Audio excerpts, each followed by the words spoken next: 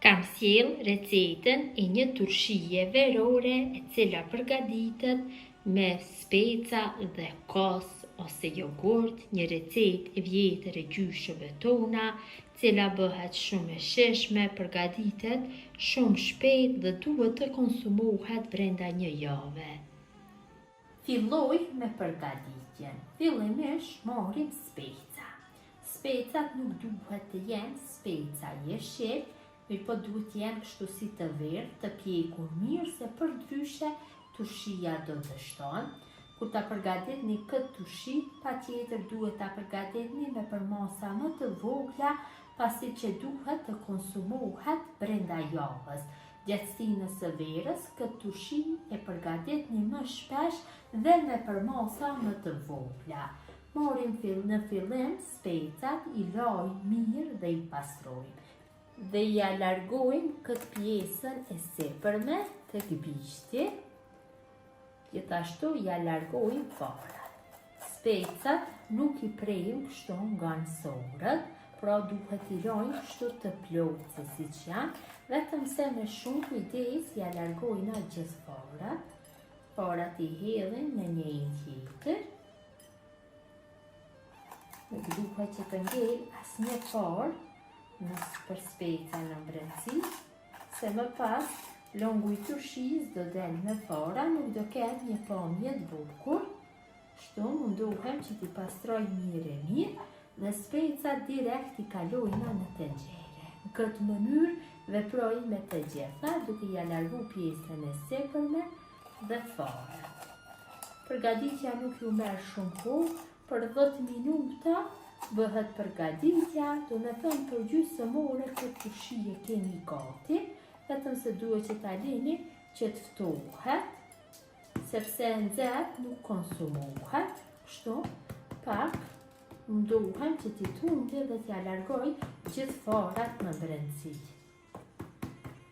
Dhe i kaloj direkt në tenxhere. Në këtë mënyrë vazhdojnë tutje.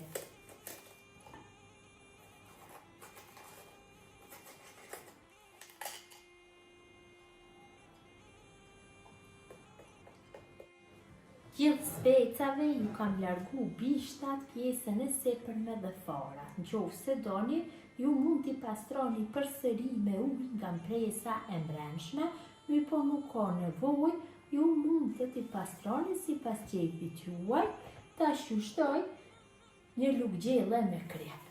Pra, për 1 kilogram speca nevojitet 1 lugë gjelle me krep dhe 1 litër me kos apo 1 kilogram kos. Varet se çka ju qellon në shtëpi.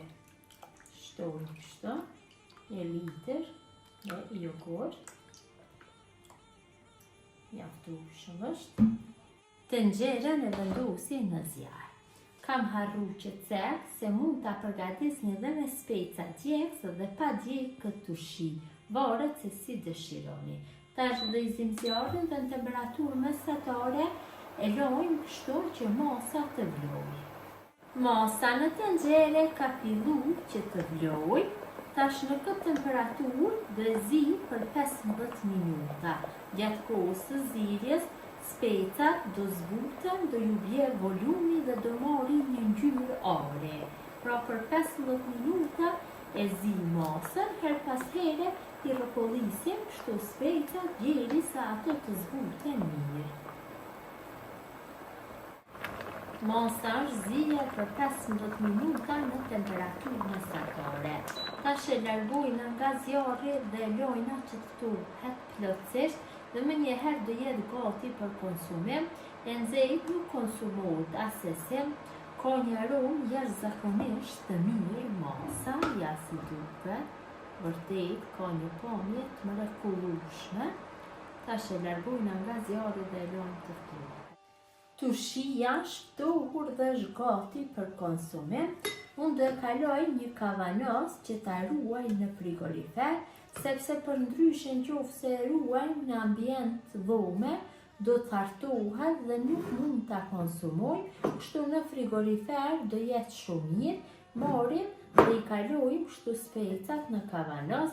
Kavanosin e kam larë dhe kam sterilizu mirë, temperaturë 150 gradë. Kam zgjedh këtë kavanusi 1 litër e gjysmë, besoj se do jetë mjaftueshëm për këtë sasi të specave.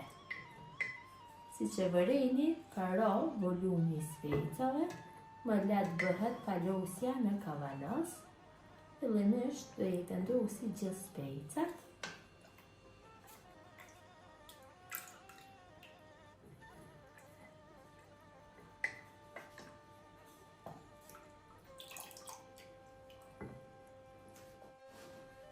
Tash dhe kalojna lëngun.